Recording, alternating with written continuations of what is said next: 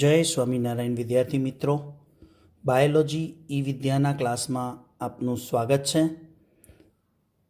आ theory शीखवानी है આપણે ફલન પછી મનુષ્યમાં ફલન પછી ગર્ભસ્થાપન ક્રિયા। એ ગર્ભસ્થાપન ક્રિયા એટલે ગર્ભ બને અંડવાહિનીમાં। युग्मनजનું निर्माण क्या थयुं कहेवाय? अंडवाहिनीमां। फलन क्रिया क्या थई मनुष्यमां? अंडवाहिनीमां। हवे जे अंडवाहिनीमांथी गर्भाशयमां आवे ने त्यां सुधीमां एक गर्भ बनी गयो होय। ए गर्भाशयमां कई रीते स्थापन थशे एनी आपणे समजूती लेवानी छे। तो चलो एने आपणे समजीए थियरीने। गर्भस्थापन क्रिया हवे जो एना 3 થી 4 स्टेप है, एने समझिए एटले आपने विगतवार खबर पड़े। एने स्टेप पाड़ी दीए। पहलू विखंडन थाय, पछी मोरुला गर्भ बने, पछी एमांथी गर्भकोष्ठ कोथळीनुं निर्माण थाय अने पछी गर्भस्थापन थाय। हवे चलो विखंडन एटले शुं? तो अहीं आकृति साथे थियरी ने समझता जईशुं के विखंडन एटले फलन थाय त्यारे फलितांड बनेलू। ए फलितांड केवुं हतुं? मैं हमणां ज आगळना विडियो लेक्चर में चर्चा करी। एकोसी रचना हती। फलितांड एटले युग्मनज। ए युग्मनज एकोसी रचना छे। केवी छे? एक ज कोषनी बनेली छे। पछी ए फलितांड छे ए कई जग्याए छे? तुम्बिका इथमस जोड़ाण स्थाने। कई जग्याए छे? तुम्बिका इथमस जोड़ाण स्थाने फलन क्रिया थई, फलितांड बन्युं। त्यांथी क्यां आवे? इथमस। इथमस ए अंडवाहिनीनो भाग छे। पछी गर्भाशय सुधी आवे। हवे एक कोष पहला अहींया समझी लो। आ एक कोषी है, एमांथी 2 कोष, 2 मांथी 4 कोष, 4 मांथी 8 कोष, 8 मांथी 16 कोष। क्लियर? ये संभाजन क्रिया थई कहेवाय। युग्मनज एक कोषी रचना है, एमां शुं थशे? कोष विभाजन। कोष विभाजन थई अने केटला कोषी अवस्था बनशे? 16 कोषी अवस्था बनशे। ए 16 कोषी अवस्था ज एटले मोरुला गर्भ। एटले एक कोषमांथी 2 कोष, 2 मांथी 4, 4 मांथी 8, 8 मांथी 8 मांथी 16 ए कोष विभाजन क्रिया। ए थयुं एने शुं कहेवाय? विखंडन। शुं कही? विखंडन प्रक्रिया। विखंडन प्रक्रिया में याद राखजो नीट माटे कोषोना कद नाना थता जाय। स्वाभाविक छे। एक कोषमांथी 2 कोष थाय तो ए 2 कोषनुं कद अने आगळना एक कोषी रचना कोष सरखा होय? 2 ना। 2 ना 4 थाय तो 2 नुं कद अने 4 कोषोनुं कद सरखुं होय? ना। कोनुं नानुं होय? 4 कोषोनुं। 4 मांथी 8 कोष थाय तो 8 कोषोनुं कद केवुं हशे? 4 कोषो करता नानुं के मोटुं? नानुं। 8 मांथी 16 कोष थाय तो 16 कोषोमांथी दरेक कोषोनुं कद केटलुं हशे? 8 कोषमां हशे एना करता नानुं। એટલે યાદ રાખજો વિખંડન દરમિયાન કોષોના કદ નાના થતા જાય। આગળ તમને અહીંયા જરા એક આકૃતિ દ્વારા સમજાવવાનો પ્રયત્ન કરું।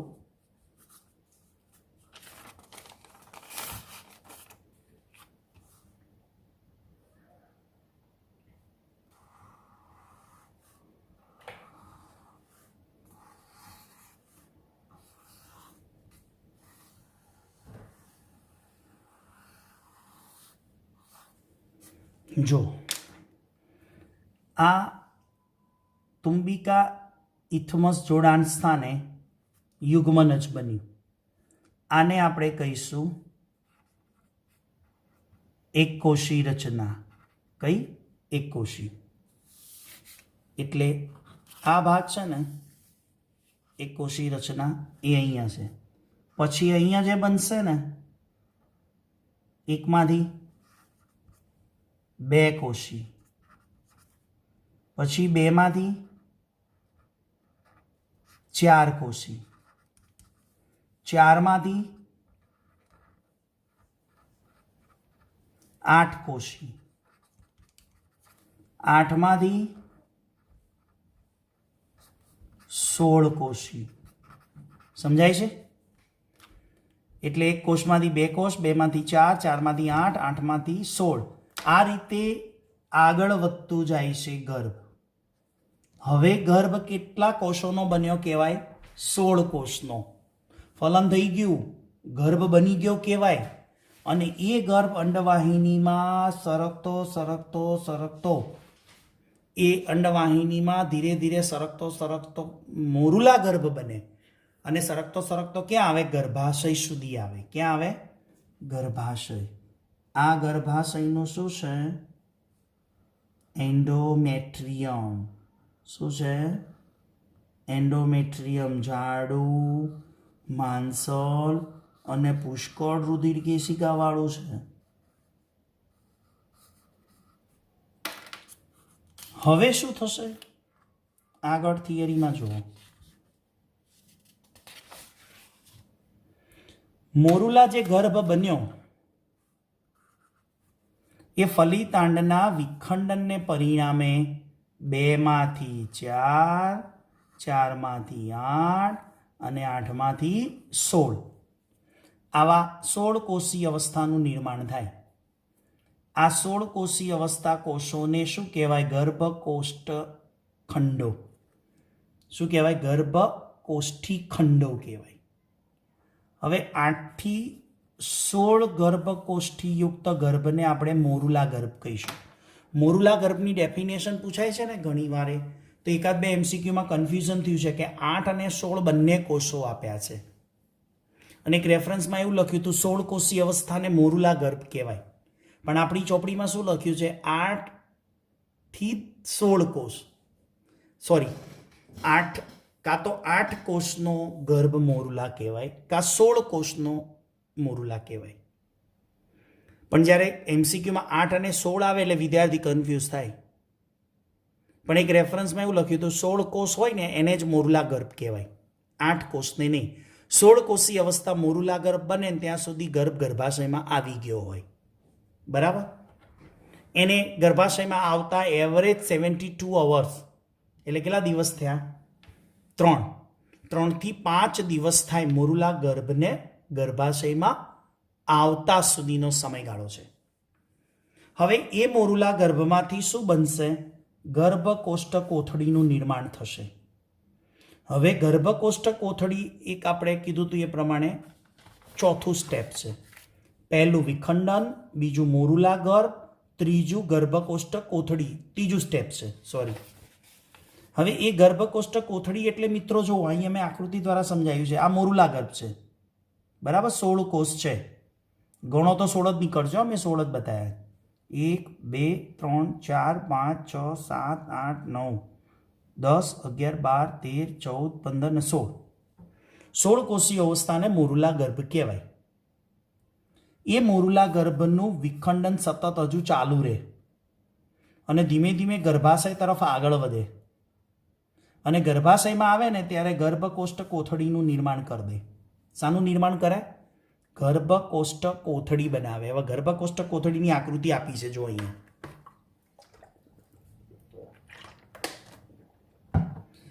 આ મોરુલા ગર્ભમાંથી ફરતે એક કોષોનું સ્તર બને,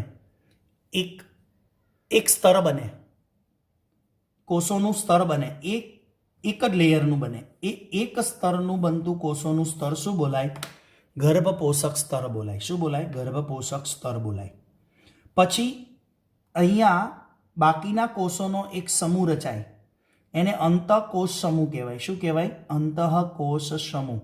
આ અહીંયા કોષોનો એક જથ્થો બને અને બાકીના ભાગની અંદર એક ગુહા હોય, પોલાણ.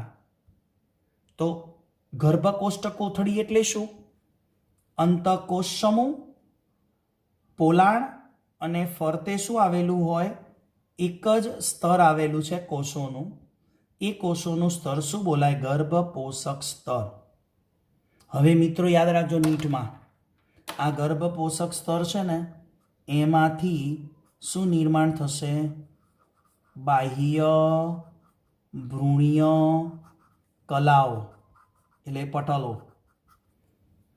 બાહ્ય ભ્રૂણીય કલા એટલે પટલ. બાહ્ય ભ્રૂણીય પટલોની રચના થશે. કોનામાંથી? ગર્ભપોષક સ્તરમાંથી. અને અંતઃકોષ સમૂહમાંથી શું બનવાનો? ભ્રૂણ બનશે. શું બનશે? ભ્રૂણ. એટલે આ ગર્ભકોષ્ઠ કોથળીના મુખ્ય બે ભાગ કયા થયા? અંતઃકોષ સમૂહ, જેમાં ભવિષ્યમાંથી શું બનવાનો છે? ભ્રૂણ.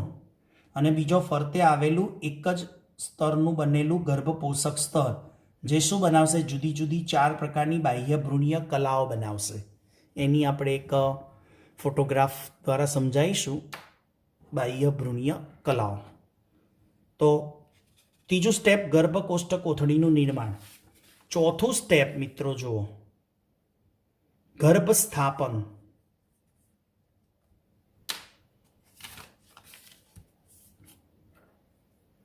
હવે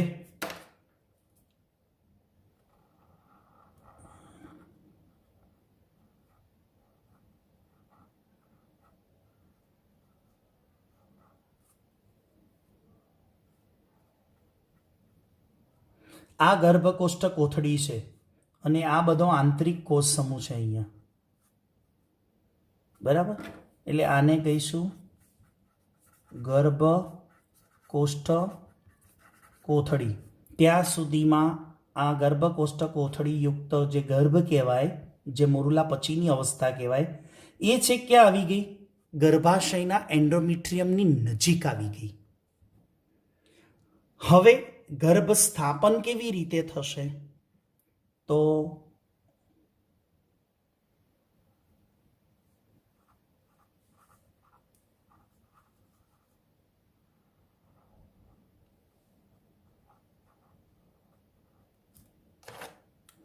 એન્ડોમેટ્રિયમ છે ને,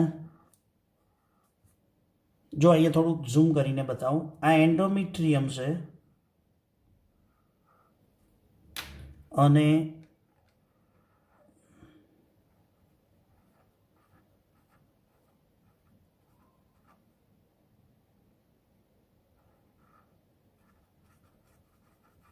આ આંતરિક કોષ સમૂહ. અને આ ગર્ભાશયનું એન્ડોમેટ્રિયમ આંશિક રીતે આ આંતરિક કોષ સમૂહને શું કરે? ઘેરી લે છે. આ આંતરિક કોષ સમૂહ છે એ આ ગર્ભાશયનું એન્ડોમેટ્રિયમ, જે ઝાડુને માંસલ છે ને, આ ઝાડુને માંસલ, એ આંશિક રીતે કોને ઘેરી લીધું? આંતરિક કોષ સમૂહને ઘેરી લે છે, બરાબર? એ આંતરિક કોષ સમૂહ ક્યાં આવી ગયો? ગર્ભાશયના એન્ડોમેટ્રિયમની અંદર આવી ગયો. એટલે કે એન્ડોમેટ્રિયમની અંદર આંતરિક કોષ સમૂહ આંશિક રીતે ઘેરાઈ જાય. આને કહેવાય ગર્ભસ્થાપન. ક્લિયર? હવે જો અહીંયા લખાણમાં ગર્ભપોષક સ્તર ગર્ભાશયના અંતઃસ્તર સાથે જોડાય. હવે ગર્ભપોષક સ્તર કયું? હમણાં કીધું એમ આ ગર્ભપોષક સ્તર છે એ ગર્ભાશયના અંતઃસ્તર એટલે કોણ? એન્ડોમેટ્રિયમ, હમણાં વાત કરીએ એમ, એની સાથે જોડાય. અને અંતઃકોષ સમૂહ છે ને એ ભ્રૂણ તરીકે વિભેદિત બનશે. અને ગર્ભાશયનું એન્ડોમેટ્રિયમ અને ગર્ભનું જોડાણ, એને જ આપણે શું કહીએ? ગર્ભસ્થાપન. ગર્ભાશયના એન્ડોમેટ્રિયમ સાથે આ ગર્ભાશયના એન્ડોમેટ્રિયમ સાથે અંતઃકોષ સમૂહ ઘેરાઈ ગયો, એને જ કહેવાય ગર્ભસ્થાપન. નીટ માટે એક અગત્યની વાત,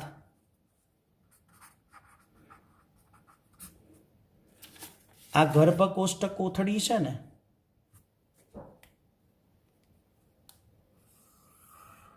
આ એની ફરતે શું આવેલું છે? આપણે કહીએ છીએ ગર્ભપોષક સ્તર છે. અને આ શું છે? બધું આંતરિક કોષ છે. અને આ એક જ લેયરનું બનેલું શું છે? ગર્ભપોષક સ્તર છે. એ ગર્ભપોષક સ્તર છે ને, એક એન્ઝાઇમ અને એક હોર્મોન્સ બે ઉત્પન્ન કરે. એન્ઝાઇમ મીન્સ ઉત્સેચક અને હોર્મોન્સ મીન્સ અંતઃસ્ત્રાવ. હવે આ ઉત્સેચક શું કામ કરશે અને હોર્મોન્સ શું કામ કરશે? બરાબર. આ ઉત્સેચક છે ને એ હમણાં જે મેં અહીંયા સમજાયું ને કે આ આંતરિક કોષ સમૂહ છે એ એન્ડોમેટ્રિયમની અંદર સમાઈ જાય, તો એન્ડોમેટ્રિયમનું આંશિક પાચન કરશે. કોણ પાચન કરે? ગર્ભપોષક સ્તરના જે કોષો છે એ એક પ્રકારનો ઉત્સેચક સર્જે. એ ઉત્સેચક એન્ડોમેટ્રિયમનું આંશિક પાચન કરી અને ગર્ભને સ્થાપન માટેની જગ્યા આપે, તો જ ગર્ભ સ્થાપન શક્ય બને ને મિત્રો. યસ. જ્યારે હોર્મોન શું કરશે? અંતઃસ્ત્રાવ. એ ગર્ભપોષક સ્તરના કોષોમાંથી જે અંતઃસ્ત્રાવ છે ને, અંતઃસ્ત્રાવ તો રુધિરમાં હોય, રુધિરમાં ફરે, એનું બહુ અલ્પ માત્રામાં પ્રમાણ સર્જાય. એ રુધિરમાં ફરતો ફરતો કિડનીમાં ફિલ્ટર થાય, મૂત્રપિંડની અંદર ફિલ્ટ્રેશનમાં આવે. કેમ કે રુધિર ફિલ્ટ્રેશનમાં આવે ને, રુધિર ગાળણમાં આવે ને, ત્યારે એ અંતઃસ્ત્રાવનું થોડુંક પ્રમાણ બહુ અલ્પ માત્રામાં માઇક્રોમાં યુરિનમાં આવે, મૂત્રમાં એની હાજરી જણાય. મૂત્રમાં એની હાજરી જણાશે. એના દ્વારા ડૉક્ટરનો ખબર પડે, શું ખ્યાલ આવે? પ્રેગ્નન્સી. કે એના દ્વારા એ અંતઃસ્ત્રાવની હાજરી, આ અંતઃસ્ત્રાવ છે ને એ રુધિરમાં હોય ને રુધિરની હાજરી એ જોઈ શકાય મૂત્ર દ્વારા, ને એ હોર્મોન્સ છે ને એના દ્વારા પ્રેગ્નન્સીના સમાચાર મળે. એના માટે એક રેપિડ પ્રેગ્નન્સી ટેસ્ટ આવે છે, ઝડપથી પ્રેગ્નન્સી ટેસ્ટ કરવાની એક પટ્ટી આવે છે, સ્ટ્રીપ આવે છે. એના ઉપર આવા યુરિનના 2-3 ટીપા મૂકવાથી જાણી શકાય કે શું છે એની અંદર, તો કે આ રીતના હોર્મોન્સની હાજરી છે, જેના દ્વારા જાણી શકાય કે ગર્ભસ્થાપન થયું છે કે નહીં. તો આ થિયરી મિત્રો થઈ ગર્ભસ્થાપનની. હવે ગર્ભસ્થાપન પછી શું આવે? ગર્ભ વિકાસ. હવે એમ્બ્રિયો ડેવલપમેન્ટ આવશે. શું આવશે? Embryo development. અને ત્યાર પછી શું આવશે? પ્રસવ ક્રિયા, એટલે કે બેબી બોર્ન, પ્રસવ ક્રિયા. આ થિયરીને આગળ સમજીશું આગળના વિડીયો લેક્ચરમાં. ત્યાં સુધી સૌને જય સ્વામિનારાયણ.